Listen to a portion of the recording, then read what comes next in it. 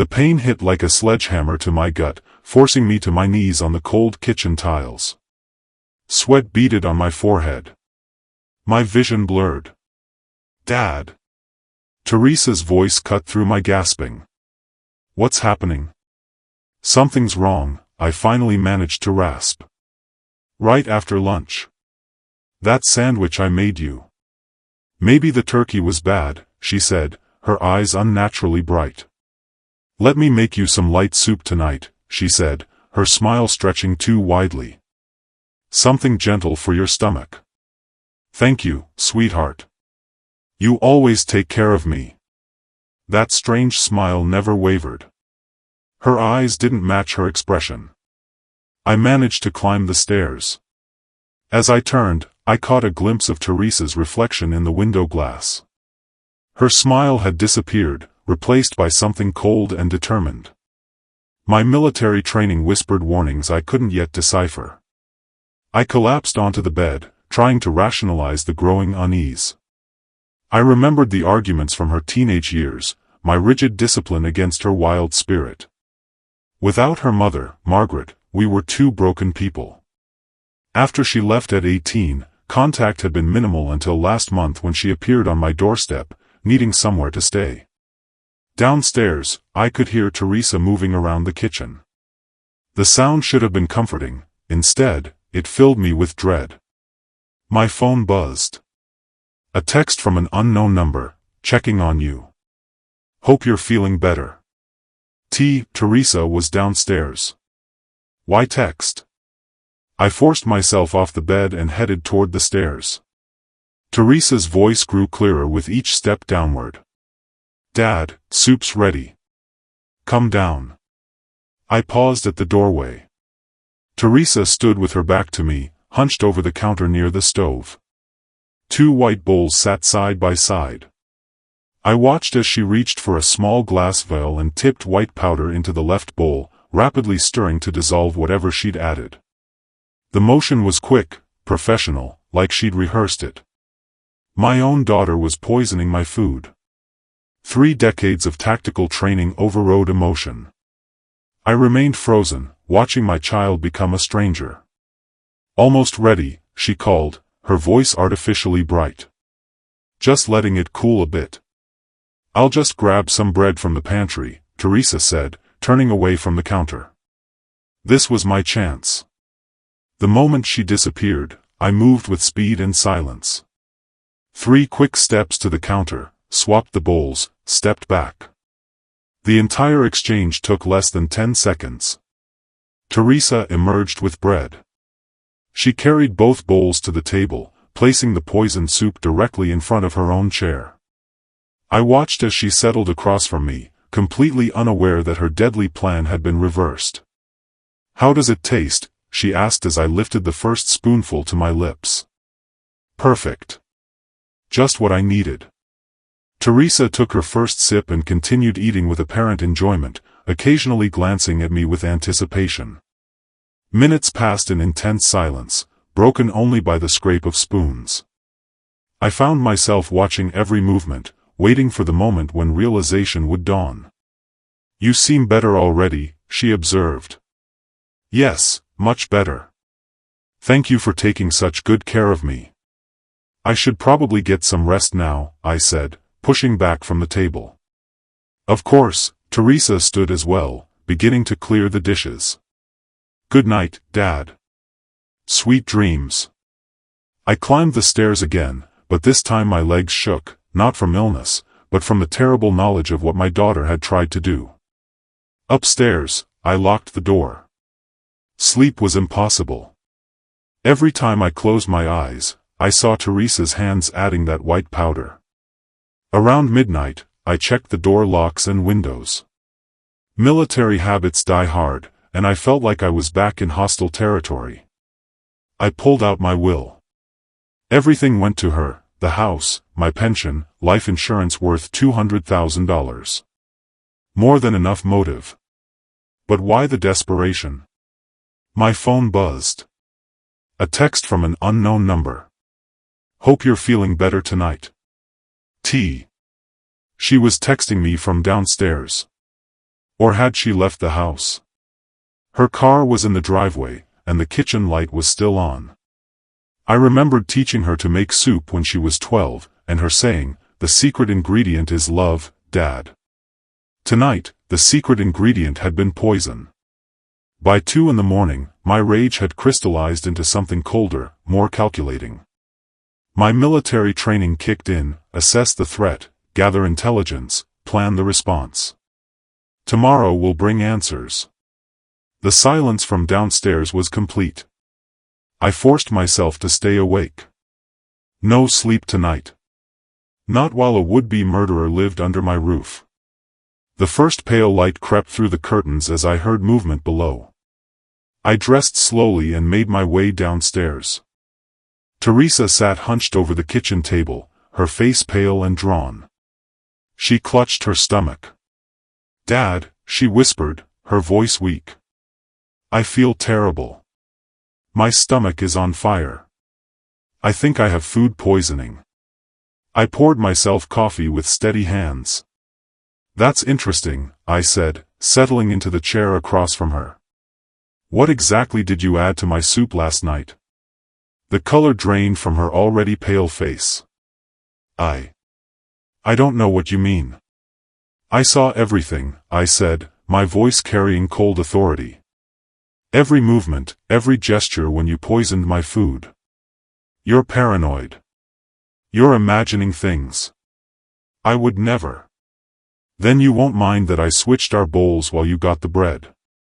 The statement hit her like a physical blow. Her eyes were wide with shock and dawning horror. You what?" she stammered. "I watched you add white powder to the left bowl. You served me the right one, thinking I'd get the poisoned soup. But while you were in the pantry, I made a simple adjustment." No. This can't be happening. You tried to kill your own father. How does your own medicine taste?" She lurched to her feet. "You don't understand. I wasn't trying to hurt you. I needed the money, Dad. I'm in trouble. And I thought maybe if you just got sick enough to go to the hospital. You thought you'd inherit faster." The rage finally broke through. "You couldn't wait for me to die naturally, so you decided to speed things along. It wasn't supposed to be fatal," she sobbed. "Just enough to make you weak, maybe have a heart attack. It would have looked natural. Get out." My voice was quiet, but infinitely dangerous. "Get out of my house. You have 10 minutes to pack whatever you can carry, and then I never want to see you again." She stumbled toward the door. "You can't throw me out. I'm your daughter. My daughter died the moment she put poison in my food. 9 minutes now. Unless you'd prefer I call the police instead." She ran up the stairs. She was back in 8 minutes, dragging 2 suitcases. At the front door, she turned. "You'll pay for this. This isn't over." I went straight to my study and began documenting everything. 30 years of military service had taught me the value of precise records. I called Emily Carter, our family lawyer. "My daughter tried to poison me last night. I have evidence. We need to discuss changing my will immediately."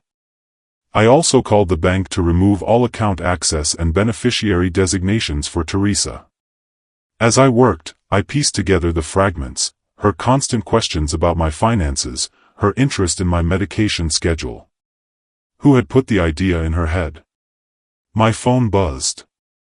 A text from an unknown number: "You made a mistake. We know where you live." The threat was clear. I screenshotted the message and added it to my file. I called the non-emergency police line to report the threat and possible attempted poisoning. The screech of brakes in my driveway snapped me from my documents. Teresa slammed her car door, her face flushed with anger. "You think you're so clever, don't you, old man?" she screamed, standing in my doorway. "I think I'm alive," I replied calmly. "The hospital said I had dioxin poisoning, heart medication. How did you know what I was using?" I didn't, but you were careless enough to poison yourself with your own weapon. She paced back and forth. This house should be mine. You owe me after everything. You abandoned me after Mom died. You were cold, controlling, impossible to live with. You chose to leave. And now you've chosen to try killing me for money. I showed her the screenshot of the threatening text. Your friends aren't very smart about covering their tracks. Someone else is involved in this, isn't there? You can't prove anything. It's your word against mine. I stood slowly, my full military bearing on display. You have 30 seconds to leave voluntarily, or I'm calling 911. She backed toward the door. Fine, but next time I come back, I won't be alone, and you'll regret this. There won't be a next time. Stay away or face the consequences. You don't understand what you're dealing with. There are people who need this money. People who won't just walk away because you got lucky once. Then they can explain themselves to the police when I file my report tomorrow. The engine roared to life, and she peeled out of the driveway. I reached for my phone. It was time to find out exactly who was helping my daughter destroy our family. I called Marcus Sullivan, Private Investigations. Mr. Sullivan, this is Simon Brown. Emily Carter referred me. I need immediate help with a family situation involving attempted murder. I can be at your location within the hour, Mr. Brown. This is regarding your daughter? Yes. And whoever's manipulating her. What do you think was the motive of the mysterious people manipulating Teresa? Your daughter has been seeing Hubert clean for 3 months, Marcus said. He's a small-time con artist, fraud, identity theft, real estate scams. He specializes in targeting people with property assets. Marcus showed me a mug shot. The face was lean and predatory. He's been coaching your daughter extensively. Coaching her to do what? Kill you, inherit your assets, sell everything quickly, and disappear with the money. I have recordings. My blood turned to ice. Recordings of what? Conversations between them discussing the poisoning, the specific medication to use, timing for maximum effectiveness, plans for disposing of your body. Marcus explained that Clean, aged 32, had been arrested 4 times for fraud. His pattern involves seducing vulnerable people and convincing them to steal or manipulate family members. Your daughter was perfect prey. The weight of evidence was overwhelming: phone records, financial documents, and real estate consultations where they discussed selling my house immediately. They've already been in contact with a buyer. Cash sale, no inspections, quick closing. They had the whole scheme mapped out, even down to disposing my body. Cremation.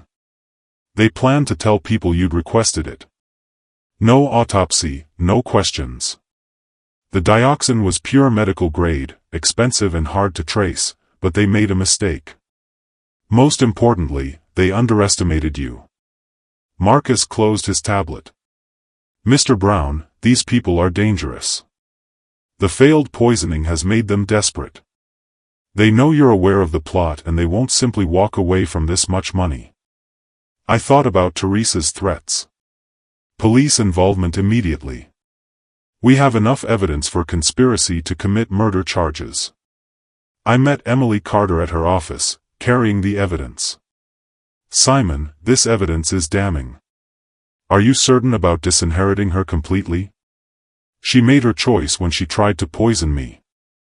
Everything goes to the veterans of foreign wars.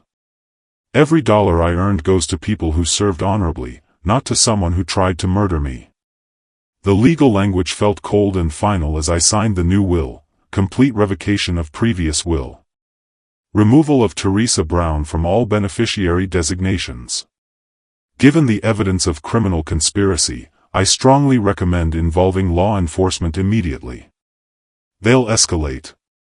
Then we make sure the police have everything they need to arrest them both. Emily called Detective Reynolds.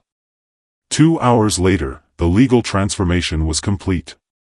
Teresa Brown no longer existed in my legal universe.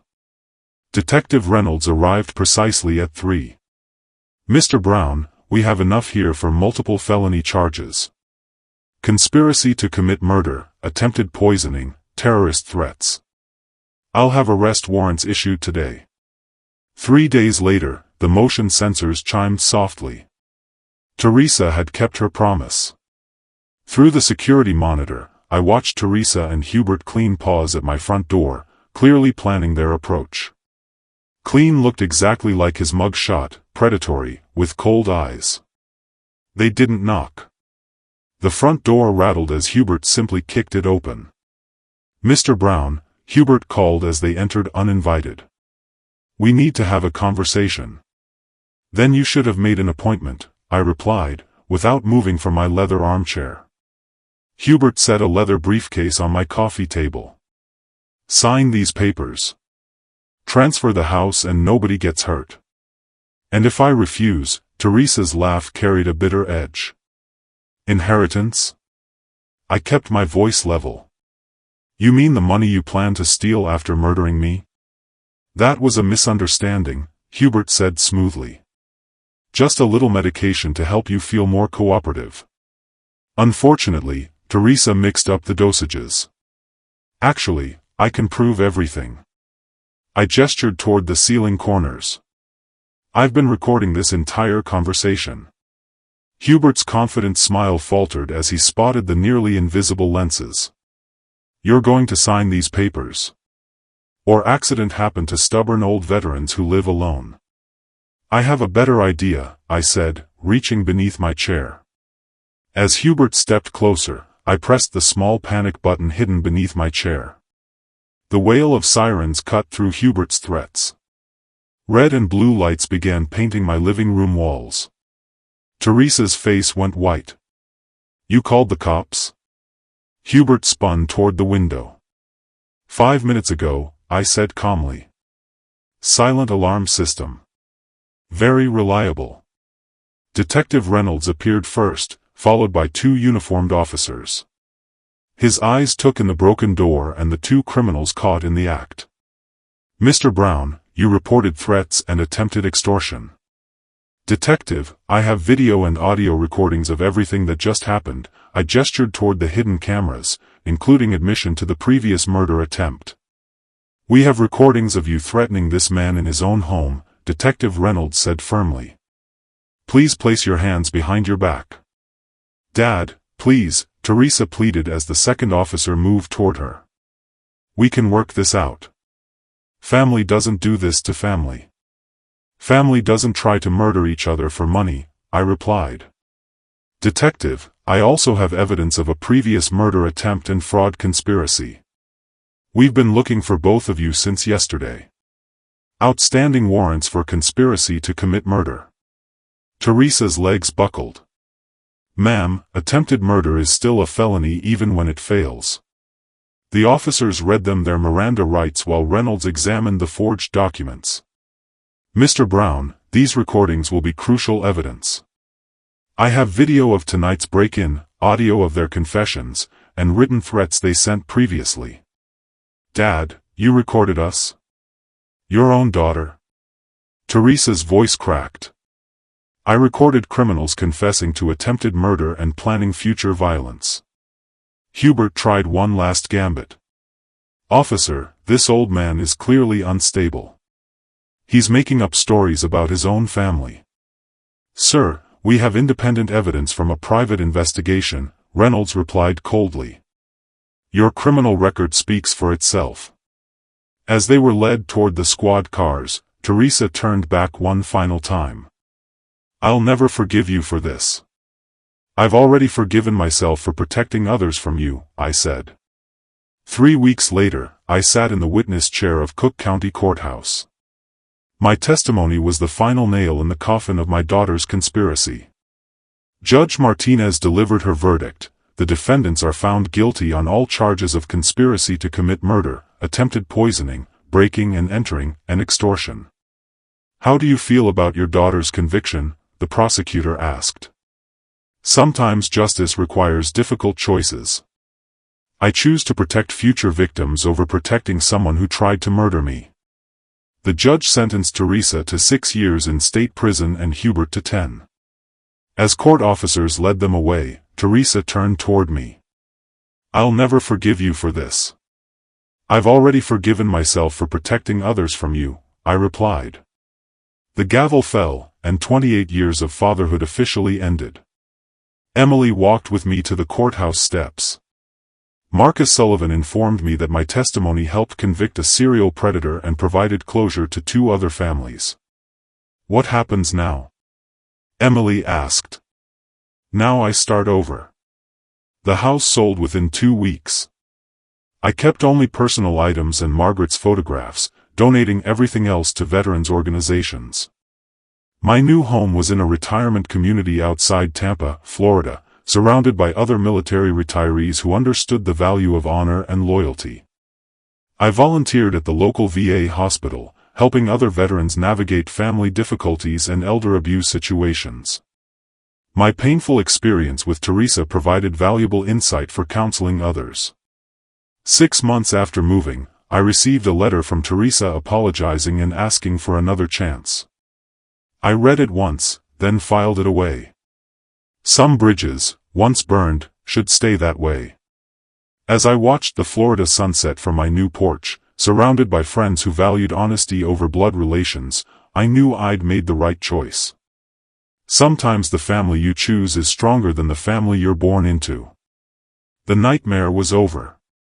Real life could finally begin. If you like this story, please like this video. Subscribe to the channel and share your impressions of this story in the comments. To listen to the next story, click on the box on the right.